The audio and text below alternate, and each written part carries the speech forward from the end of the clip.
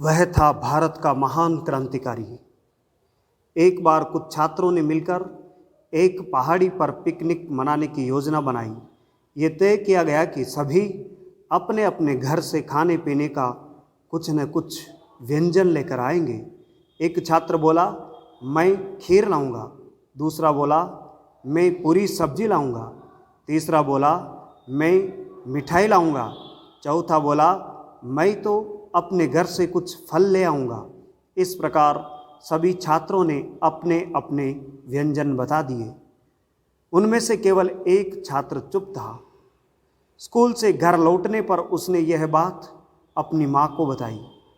बेटे की बात सुनकर माँ उदास हो गई। बात यह थी कि वे बहुत गरीब थे और वह छात्र जानता था कि खाने के किसी सामान की व्यवस्था उसके माता पिता नहीं कर पाएंगे। कुछ देर बाद घर में पिता ने प्रवेश किया। माँ ने पिता को बेटे की पिकनिक के बारे में बताया।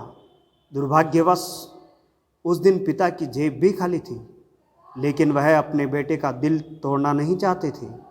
उन्होंने निश्चय किया कि वह पड़ोसियों से उधार मांगकर बेटे की इच्छा अवश्य पूरी करेंगे। जब पिताजी पड़ोसी के घर जाने लगे तो बेटा दौड़कर उनके पास गया और पूछा, पिताजी आप कहाँ जा रहे हैं? पिता बोले, बेटा पड़ोसी से कुछ रुपए उधार लेने जा रहा हूँ ताकि तुम्हारी पिकनिक के लिए सामान की व्यवस्था की जा सके। पिता की बात सुनकर बेटा बोला, नहीं पिताजी, उधार मांगना उचित नहीं है। वैसे भी तो मेरा पिकनिक पर जाने का मन नहीं है। यदि जाना हुआ तो घर में कुछ खजूर पड़े हैं, मैं वहीं ले जाऊंगा। खजूर बहुत पौष्टिक और स्वादिष्ट होते हैं। बेटे की बात सुनकर उसके माता पिता भावुक हो गए।